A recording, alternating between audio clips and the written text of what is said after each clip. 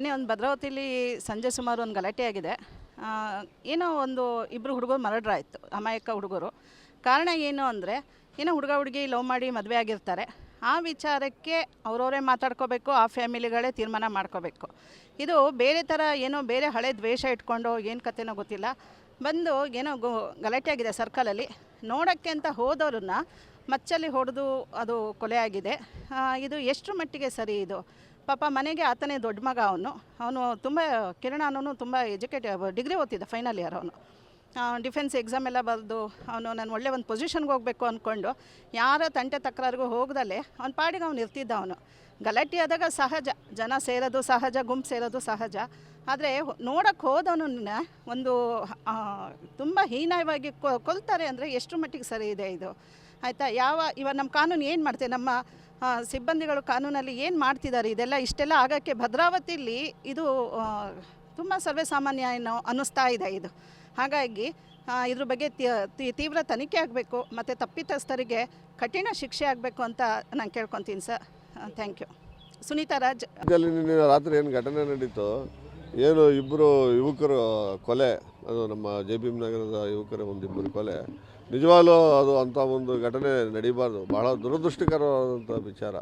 ಏಕೆಂತಂದರೆ ಯಾವುದೇ ಕಾರಣ ಇಲ್ದಲೆ ಮತ್ತು ಯಾವುದೇ ಗಲಾಟೆಗಳ ಹಿನ್ನೆಲೆ ಇಲ್ದಲೆ ನಡೆದಿರ್ತಕ್ಕಂಥ ಒಂದು ದುರ್ಘಟನೆ. ನಿಜವಾಗ್ಲೂ ಅದು ಬಹಳ ಬೇಸರವಾದ ಸಂಗತಿ. ಏಕೆಂತಂದರೆ ಸರ್, ನಿನ್ನೆ ಒಂದು ಹುಡುಗ ಹುಡುಗಿ ಮಿಸ್ಸಿಂಗ್ ಕಂಪ್ಲೇಂಟ್ ವಿಚಾರಕ್ಕೆ ನಿನ್ನೆ ಓಲ್ಡ್ ಟೌನ್ ಸ್ಟೇಷನಲ್ಲಿ ಹುಡುಗ ಹುಡುಗಿ ಎಲ್ಲೋ ಹೊರಗಡೆ ಹೋಗಿದ್ದರು. ಅವರು ಸಿಕ್ಕಿದ ಮೇಲೆ ಅವ್ರನ್ನ ಕರ್ಕೊಂಬಂದು ಒಂದು ಹೇಳಿಕೆ ಮಾಡಿಕೊಂಡು, ಇಬ್ಬರು ಮೇಜರ್ ಆಗಿರೋದ್ರಿಂದ ಒಂದು ಹೇಳಿಕೆ ಮಾಡಿಕೊಂಡು ಕಳಿಸೋಂಥ ಒಂದು ಪ್ರಕ್ರಿಯೆ ನಿನ್ನೆ ಸಂಜೆ ನಡೀತಾ ಇತ್ತು ಓಲ್ಡ್ ಟೌನ್ ಸ್ಟೇಷನ್ನಲ್ಲಿ. ಆ ಸಂದರ್ಭದಲ್ಲಿ ನಾನು ಕೂಡ ಹೋಗಿದ್ದೆ. ಇಲ್ಲಿ ಇಬ್ಬರು ಒಂದೇ ಏರಿಯಾದವರಾಗಿದ್ದರಿಂದ ಮತ್ತು ಹುಡುಗರು ಇಬ್ಬರು ಕೂಡ ನಮ್ಮದೇ ಕಾಲೋನಿ ಹುಡುಗರಾಗಿದ್ದರಿಂದ ಹುಡುಗರು ಗಲಾಟೆ ಮಾಡ್ಕೊತಾರೆ ಅನ್ನೋ ಉದ್ದೇಶಕ್ಕೆ ನಾನು ಕೂಡ ಹೋದೆ. ಅಲ್ಲಿಗೆ ಹೋಗಿ ಅಲ್ಲಿ ಸಬ್ ಇನ್ಸ್ಪೆಕ್ಟ್ರಿಗೆಲ್ಲ ಮಾತಾಡಿ, ಹುಡುಗಿ ಮೇಜರ್ ಆಗಿರೋದ್ರಿಂದ ನೋಡಿ ಆ ಹುಡುಗಿ ಏನು ಹೇಳಿಕೆ ಕೊಡ್ತಾಳೆ, ಆ ಹೇಳಿಕೆ ಆಧಾರದಲ್ಲಿ ನೀವು ಕೆಲಸ ಮಾಡಿ ಅಂತಂದ್ಬಿಟ್ಟು ಹೇಳ್ಬಿಟ್ಟು ನಾನು ಹೊರಗಡೆ ಬಂದೆ. ಹಂಗೆ ಹುಡುಗರು ಒಂದು ಸ್ವಲ್ಪ ಅಲ್ಲಿ ಕೂಗಾಡ್ಕೊತಿದ್ರು. ಏನು ನಿನ್ನೆ ಏನು ಇವ್ರನ್ನ ಕೊಲೆ ಮಾಡಿದಾರಲ್ಲ, ಆ ಹುಡುಗರು ಒಂದು ಸ್ವಲ್ಪ ಬಹಳ ರೋಷವಾಗಿ ಕೂಗಾಡ್ತಿದ್ರು. ನಾವು ಬಿಡಲ್ಲ, ನಾವು ಹಂಗೆ ಮಾಡ್ತೀವಿ ಹಿಂಗೆ ಮಾಡ್ತೀವಿ ಅಂತ ಕೂಗಾಡ್ತಾಯಿದ್ರು. ಅದಕ್ಕೆ ನಾನು ಕೂಡ ಅವ್ರನ್ನೆಲ್ಲ ಬೈದು, ಕೊಲೆ ಮಾಡಿರೋ ಹುಡುಗರ ಹೆಸರು ಸಂಜಯ್, ವೆಂಕಟೇಶ, ಆಮೇಲೆ ಸುರೇಶ, ಶಶಿ, ವೆಂಕಟೇಶ ಅಲಿಯಾಸ್ ಕೆಂಚ, ಆಮೇಲೆ ಇನ್ನು 3 ಜನ, ಇನ್ನೊಂದು 4 ಜನ ಹುಡುಗರ ಹೆಸರು ನನಗೆ ಗೊತ್ತಿಲ್ಲ. ಇವರು ಭಾಳ ಮುಂಚೂಣಿಯಲ್ಲಿದ್ದು ನಿನ್ನೆ ಅಲ್ಲಿ ಕೂಗಾಡ್ತಾ ಇದ್ದರು. ಹಳೆ ದ್ವೇಷ ಏನೂ ಇಲ್ಲ ಸರ್, ಹಳೆ ದ್ವೇಷ ಏನೂ ಇಲ್ಲ. ಅವ್ರು ಒಂಥರ ಯಾರ್ದೋ ಬಹಳ ನನಗೆ ಸಪೋರ್ಟ್ ಇದೆ ಅನ್ನೋ ಲೆಕ್ಕಾಚಾರದಲ್ಲಿ ನಾವು ಏನು ಮಾಡಿದ್ರು ನಮ್ಮನ್ನು ಬಿಡಿಸ್ಕೊಂಬರೋರು ಇದ್ದಾರೆ, ನನಗೆ ಅರ್ಧ ಗಂಟೆಲಿ ನನಗೆ ಜಾಮೀನು ಸಿಗತ್ತೆ ಅಂತಲೇ ಕೂಗಾಡ್ತಾ ಇದ್ದ ಅವನು. ಇವ್ರಿಗೆ ಇಷ್ಟ ಇರಲಿಲ್ಲ. ಯಾರಿಗೆ? ಈ ಹುಡುಗರಿಗೆ, ಕೊಲೆ ಮಾಡಿದವ್ರಿಗೆ. ಯಾಕೆಂತಂದರೆ ಅವ್ರ ಸಂಬಂಧನೇ ಅಲ್ಲ ಸರ್, ಅವ್ರ ಸಂಬಂಧನೇ ಅಲ್ಲ. ಅವರು ಈ ಹುಡುಗಿಗೂ ಸಂಬಂಧ ಅಲ್ಲ, ಹುಡುಗನಿಗೂ ಸಂಬಂಧ ಅಲ್ಲ. ಇವ್ರದೊಂಥರ ದುರಾಂಕಾರದಲ್ಲಿ ಗೂಂಡಾವರ್ತನೆ ಅವ್ರದಲ್ಲಿ. ಅಲ್ಲಿ ಏನೇ ಆದ್ರೂ ನಮ್ಮಿಂದನೇ ಆಗಬೇಕು, ನಾವು ಹೇಳಿದ್ದೆ ನಡಿಬೇಕು ಅನ್ನೋ ಒಂದು ಗೂಂಡಾವರ್ತನೆ ಪ್ರದರ್ಶನ ಮಾಡೋದು ಉದ್ದೇಶಕ್ಕೆ ನಿನ್ನೆ 2 ಕೊಲೆ ಆಗಿದ್ದವು ಸರ್.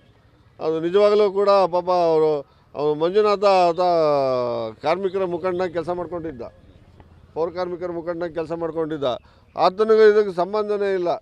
ಅಲ್ಲಿ ಬಾಮೈದನಿಗೆ ಯಾರೋ ಗಲಾಟೆ ಮಾಡ್ತಾಯಿದ್ದಾರೆ ಅಂತ ಅಂದ್ಬಿಟ್ಟು ಆತ ಮನೇಲಿ ಕೂತಿದ್ದವನು ಓಡಿ ಬಂದ ಆತನ್ನು ಸ್ಟಾಪ್ ಮಾಡಿದ್ರು. ಆಮೇಲೆ ಇವನು ಕಿರಣ ಅನ್ನೋನು ಅಲ್ಲಿ ಗಲಾಟೆ ಆಗ್ತಿದ್ದ ಅಂತ, ಸುರೇಶ್ ಅನ್ನೋ ಸ್ನೇಹಿತ ಈಗೇನು ಹೊಡೆತ ಬಿದ್ದು ಆಸ್ಪತ್ರೆಯಲ್ಲಿದ್ದಾನೆ ಏಡ್ಸಿಂದು, ಅವ್ನು ಸುರೇಶನ್ನ ಹೊಡಿತಾ ಇದ್ದಾನೆ ಅಂತ ಅವ್ನು ಬಿಡಿಸ್ಕೊಳಕ್ಕೆ ಅವನು ಬಂದ ಕಿರಣ. ಈಗ ಅವನನ್ನು ಕೂಡ ಗುರಿ ಹಾಕಿಸ್ಕೊಂಡು ಕೊಲೆ ಮಾಡಿದ್ದಾರೆ ಸರ್. ಇದು ನಿಜವಾಗ್ಲೂ ಇದು ಭಾಳ ದುರದೃಷ್ಟಕರ. ಯಾರು ಈ ಕೊಲೆಗಡಕರು ಏನಿದ್ದಾರೆ ಅವ್ರು ನಿಜವಾಗ್ಲೂ ಬಹಳ ಕಠಿಣವಾದ ಶಿಕ್ಷಣ ಆಗಬೇಕನ್ನೋದು ನಮ್ಮೆಲ್ಲರ ಒತ್ತಾಯ ಸರ್. ಎಲ್ಲ ಒಪ್ಕೊಂಡ್ಬಿಟ್ಟಿದ್ರಿ ಸರ್. ಹುಡುಗಿಗೆ ಸುಮಾರು 1 ಗಂಟೆ ಟೈಮು ಹುಡುಗಿನ ಅವರು ಪೇರೆಂಟ್ಸ್ ಮಾತಾಡಿದ್ರು, ಮನವೊಲಿಸೋದಕ್ಕೆ ಭಾಳ ಪ್ರಯತ್ನ ಪಟ್ಟರು. ಹುಡುಗಿ ಹೋಗೋದೇ ಇಲ್ಲ ಅಂತಂದು. ಹುಡುಗನ ಜೊತೆ ಹೋಗ್ತೀನಿ ಅಂತಂದಾಗ ಆವಾಗ ಇವರಿಗೆ ಇನ್ನೂ ಸಿಟ್ಟು ಜಾಸ್ತಿ ಆಗ್ಬಿಡ್ತು. ಸಂಬಂಧ ಇಲ್ಲ ಅದು ಏನಂತಲೇ ಗೊತ್ತಿಲ್ಲ. ಯಾಕೆ ಅವರು ಇವರು ಬೇರೆ ಬೇರೆ ಆಗಬೇಕು ಅನ್ನೋದು ಅವ್ರ ಮನಸ್ಸಲ್ಲಿದೆ ಅನ್ನೋದು ನಮಗೆ ಯಾರಿಗೂ ಗೊತ್ತಾಗಿಲ್ಲ ಸರ್. ಈ ಕ್ಷಣಕ್ಕೂ ಗೊತ್ತಿಲ್ಲ ಅವ್ರು ಯಾಕೆ ಆ ರೀತಿ ಮಾಡಿದ್ರು. ಮತ್ತು ಸಂಬಂಧನೇ ಇಲ್ಲ ಅವ್ರಿಗೆ, ಸಂಬಂಧನೇ ಇಲ್ಲ. ಮತ್ತು ಆ ಹುಡುಗಿ ಸಂಬಂಧಿಕರು ಅವ್ರು ಯಾರೂ ಕೂಡ ಹೊರಗೆ ಬಂದಿಲ್ಲ. ಅವರು ನಮಗೂ ಅದಕ್ಕೆ ಸಂಬಂಧನೇ ಇಲ್ಲ, ನಾವು ಬಿಟ್ಟಾಕ್ಬಿಟ್ಟಿದ್ವಿ ಅಂತ ಅಂದ್ಬಿಟ್ಟು ಅವರೆಲ್ಲ ಹೊರಗೆ. ಸರ್ ಅದು ನಮಗೆ ಗೊತ್ತಿಲ್ಲ ಸರ್, ಅದು ನಮಗೆ ಗೊತ್ತಿಲ್ಲ. ಬಟ್ ನಾನು ನಿನ್ನೆ ಅಲ್ಲಿ ನಡೆದಿದ್ದಂಥ ಘಟನೆ ನಾನು ಹೇಳಿದೆ. ಯಾಕೆಂತಂದರೆ ನಾನು ಅಲ್ಲಿ ಪ್ರತ್ಯಕ್ಷವಾಗಿ ಇದ್ದೆ. ನಾನು ಏನು ಸ್ಟೇಷನಲ್ಲಿ ಆ ಹುಡುಗಿ ವಿಚಾರ ಏನು ನಡೀತಲ್ಲ, ಅವಾಗ ನಾನು ಕೂಡ ಅವಾಗ ಇನ್ನೂ ಹುಡುಗಿ ಇನ್ನೂ ಸ್ಟೇಷನಲ್ಲೇ ಇದ್ದಾರೆ, ಸ್ಟೇಟ್ಮೆಂಟ್ ಮಾಡ್ಕೊತಾ ಇದ್ದಾರೆ. ಹುಡುಗಿದು ಸ್ಟೇಟ್ಮೆಂಟ್ ಮಾಡ್ಕೊತಾ ಇದ್ದಾರೆ. ಆಮೇಲೆ ಇವರು ಯಾವಾಗ ಹುಡುಗಿ ಬರಲ್ಲ ಅಂತಂದಮೇಲೆ ಇವರು ಸೀದಾ ಏರಿಯಾ ಹೋಗ್ಬಿಟ್ರು ಜೈಬೀಮ್ ನಗರಕ್ಕೆ. ಹುಡುಗಿ ಸ್ಟೇಟ್ಮೆಂಟ್ ಮಾಡ್ಕೊತಾ ಇದ್ರು ಪೊಲೀಸರು.